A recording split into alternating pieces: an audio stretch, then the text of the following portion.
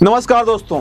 एक तरफ राष्ट्रपति को आगे करके मोदी सरकार ने खेल किया, तो दूसरी तरफ सुप्रीम कोर्ट ने मोदी सरकार की ऐसी लंका लगाई कि गृह मंत्री अमित शाह को सारी की सारी चाणक्य की नीति धरी की धरी रह गई। सोचा था कि राष्ट्रपति को आगे करके सुप्रीम कोर्ट पर दबाव बनाएंगे, लेकिन सुप्रीम कोर्ट के एक एक्शन से पूरा का पूरा खेल ही पलट गया। आपको बता दें कि सुप्रीम कोर्ट ने सिर्फ राष्ट्रपति के 14 सवालों का जवाब नहीं दिया है, बल्कि इसके अलावा गृह मंत्री को भी इसमें लपेट दिया है।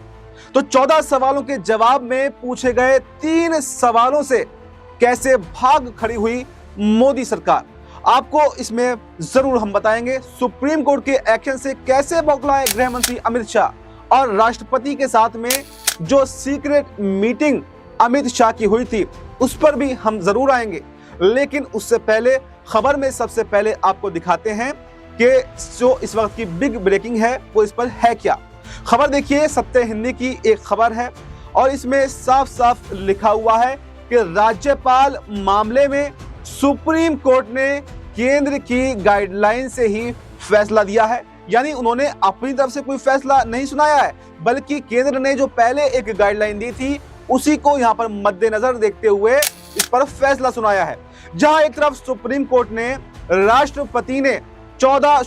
राष्ट्रपति ने 14 सवाल किए हैं, वहीं पर सुप्रीम कोर्ट ने भी अब तगड़ा जवाब उस पर दे दिया है और पूरा का पूरा जो बीजेपी की लॉबी है वो एक सदमे में आ गई है।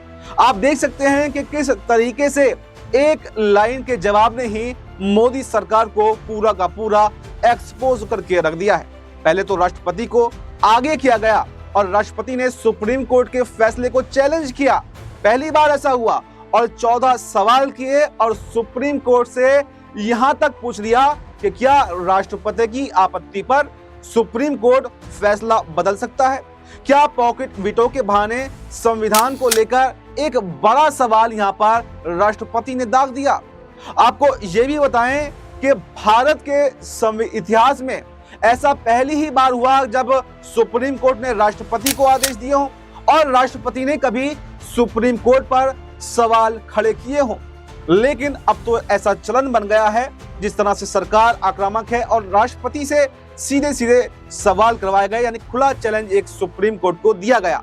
पहले तो सुप्रीम कोर्ट ने जब फैसला सुनाया तो राष्ट्रपति की गरिमा का ख्याल रखा था, लेकिन अब जब राष्ट्रपति खुद ही अपनी पद की गरिमा को तार तार कर रही हैं, तो सुप्रीम कोर्ट ने बचाव अपना कर लिया और बचाव करते हुए मोदी सरकार के हवाले से राष्ट्रपति को भी बुरी तरह से धो डाला और एक तगड़ा जवाब दिया है।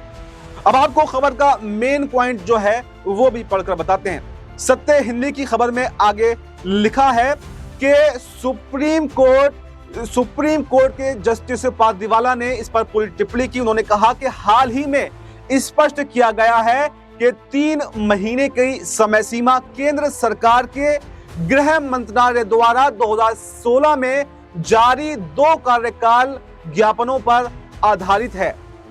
इस गाइडलाइन में राष्ट्रपति को जो भी आदेश दिया गया है उसमें सुप्रीम कोर्ट का कोई भी लेना देना नहीं है। इस गाइडलाइन में राष्ट्रपति के लिए विधेयकों पर निर्णय लेने की 3 महीने की समय सीमा निर्धारित जो की गई है, वो सुप्रीम कोर्ट ने इन गाइडलाइंस को अपनाते हुए ही कहा था। यानी केंद्र सरकार की जो गाइडलाइन है उसी के आधार पर यह फैसला लिया गया था। ये समय सीमा जो है वो राज्य विधेयकों पर देरी को रोकने के लिए बहुत ज्यादा जरूरी है। तो आपने देखा कि आप देख सकते हैं कि सुप्रीम कोर्ट ने एक ही झटके में खुद उसी के फैसले से उसी को एक जवाब दे दिया है। एक करारा झटका अगर कहें तो वो भी दे दिया है। मोदी सरकार को पूरा का पूरा एक्सपोज करके अब रख दिया है और लड़ाई जो है वो सुप्रीम कोर्ट बनाम केंद्र सरकार हो गई है। सुप्रीम कोर्ट का कहना है कि जिस अनुच्छेद 142 का आप लोग दावा कर रहे हैं उसका इस्तेमाल करते हुए राष्ट्रपति की समय सीमा को निर्धारित नहीं किया गया है, बल्कि राष्ट्रपति की समय सीमा को निर्धारित करने के लिए 2016 के मोदी सरकार के फैसले की गाइडलाइन को ही फॉलो किया गया है। क्योंकि आरोप सुप्रीम कोर्ट पर ये लगे थे कि वो अनुच्छेद 142 का दुरुपयोग कर रहा है, क्योंकि आपने देखा था कि उपराष्ट्रपति ने इसको लेकर सीधे सीधे सुप्रीम कोर्ट पर हमला बोला था। उन्होंने तो ये कहा था कि आर्टिकल 142 जो है सुप्रीम कोर्ट के लिए न्यूक्लियर मिसाइल बन गया है। और आपको बताते हैं कि अगले इसमें साफ साफ लिखा है गाइडलाइन में कि राष्ट्रपति को 3 महीने के अंदर बिलों पर साइन करना होगा, और अगर वो साइन नहीं करना चाहती हैं तो ये कारण भी बताना होगा कि आखिर क्यों बिल पर साइन नहीं हुआ है। यानी उन्होंने साफ साफ कर दिया कि हमारा इसमें कोई रोल नहीं है। आपकी गाइडलाइन के हिसाब से जो आपने 2016 में गृह मंत्रालय ने जारी की थी उसके हिसाब से ही फैसला लिया गया है, और 2016 में भी आप ही की सरकार थी। जो बिल राज्य की विधानसभा से पारित हो चुके हैं, जैसा कि तमिलनाडु के बिल हो, पहले राष्ट्रपति ने उन पर साइन नहीं किए थे और फिर कारण भी उस पर नहीं बताया, और जब कारण नहीं बताया गया तो तमिलनाडु सरकार ने सुप्रीम कोर्ट में याचिका लगाई, और अब इसी याचिका पर एक ऐतिहासिक फैसला जो सामने निकल करके आया और जिसके बाद में ये पूरा हंगामा मिला। ये आपने भी जरूर देखा होगा। जब फैसला सामने आया तो पहले राष्ट्रपति, उपराष्ट्रपति धनखड़ ने सुप्रीम कोर्ट को टारगेट किया, और अब राष्ट्रपति भी खुद आग बबूला सुप्रीम कोर्ट पर हो गई।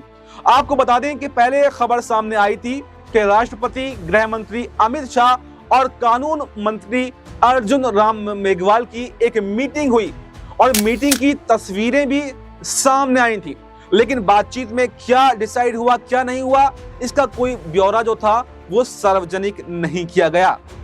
एक तरफ जहां गृह मंत्री अमित शाह ने राष्ट्रपति द्रौपदी मुर्मू के साथ में मीटिंग होती है, और वहीं उसके 24 घंटे के अंदर ही अंदर राष्ट्रपति की तरफ से सुप्रीम कोर्ट से 14 सवाल पूछ लिए जाते हैं, तो बिल्कुल उसके बाद में यह अंदाजा लगाया जाता है कि कोई सीक्रेट मीटिंग की गई और शायद सरकार ने ही राष्ट्रपति से ये सवाल पूछने के लिए कहा होगा।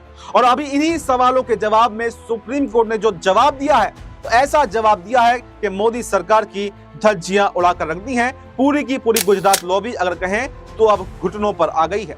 सुप्रीम कोर्ट ने साफ कर दिया है कि केंद्र की गाइडलाइन ही कहती है कि 3 महीने में फैसला लेना होगा, और ये गाइडलाइन 2016 में ही जारी की गई थी, और हमने तो 9 साल बाद इस पर कम से कम फैसला सुनाया है। उस समय भारतीय जनता पार्टी की पूर्ण बहुमत की सरकार थी और गृह मंत्री हुआ करते थे राजनाथ सिंह। तो उसी आदेश के तहत सुप्रीम कोर्ट ने यह पूरा फैसला लिया है, और अब उसको लेकर जो हड़कंप मच गया है उससे ये देखा जा सकता है कि आखिर बीजेपी के अंदर कितनी हताहत मची हुई है, और वो पूरी तरह से अगर कहें तो तानाशाही पर उतर चुके हैं।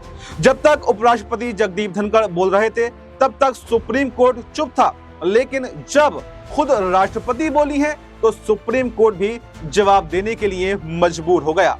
तमिलनाडु के पेंडिंग बिलों पर फैसला सुनाने वाले जस्टिस JB पारदीवाला और जस्टिस R महादेवन को लगातार निशाने पर लिया जा रहा था, लगातार उनको टारगेट किया जा रहा था, और इसी के चलते जस्टिस पारदीवाला ने अपना पूरा स्पष्टीकरण जो है वो साफ कर दिया है। जस्टिस पारदीवाला बोले कि, और ऐसा बोले कि तगड़ा जवाब जो है वो केंद्र सरकार को दे गए, और जवाब में उन्होंने ये साफ कर दिया कि केंद्र की गाइडलाइन के मुताबिक फैसला लिया गया है, आप बार बार हमें टारगेट न करें।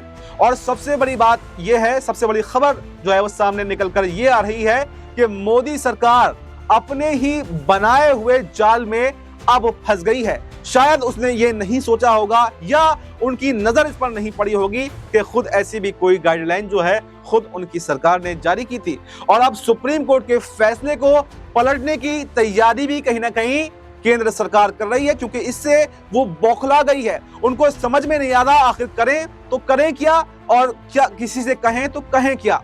हिंदुस्तान की एक खबर है, इसमें साफ साफ लिखा हुआ है कि राष्ट्रपति की आपत्ति पर बदला जा सकता है सुप्रीम कोर्ट का फैसला। क्या कहता है अनुच्छेद 143। तो आप देख सकते हैं कि पहले 2016 में गाइडलाइन दी गई और अब उसी के तहत सुप्रीम कोर्ट ने फैसला सुना दिया, तो अब उसे पलटने की तैयारी भी की जा रही है। ये पूरा का पूरा एक खेल जो है वो सामने नजर आ रहा है, और ये खेल सुप्रीम कोर्ट ने एक्सपोज कर दिया है, और कहीं ना कहीं मोदी सरकार को उनके ही मुंह औंधे मुंह जो है वो गिरा दिया है। फिलहाल आपको बता दें कि एक तरफ मोदी सरकार अड़ गई है, तो वहीं दूसरी तरफ तमिलनाडु सरकार ने भी अब बड़ा झटका जो है वो दे दिया है।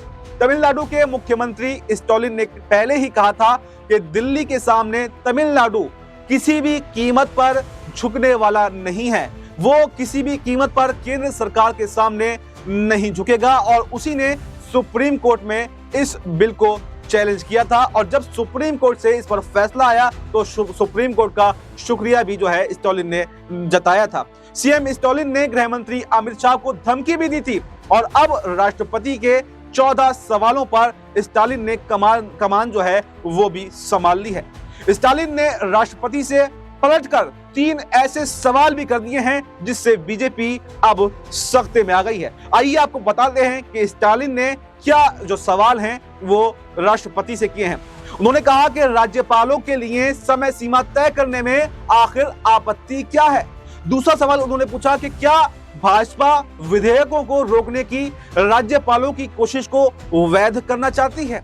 और तीसरा सवाल उन्होंने पूछा कि क्या केंद्र सरकार गैर भाजपाई राज्यों और उनकी विधानसभाओं को पंगु बनाना चाहती है।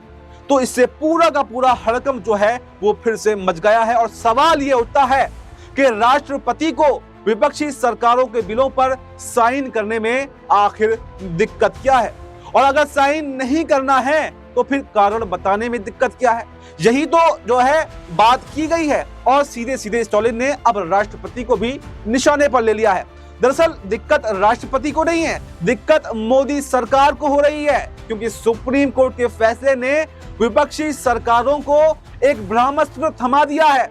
खेल दोनों तरफ से चल रहा है। अब राष्ट्रपति वर्सेस सुप्रीम कोर्ट अब खेल हो गया है और इसमें कौन बाजी मारेगा ये अब देखना काफी दिलचस्प होने वाला है।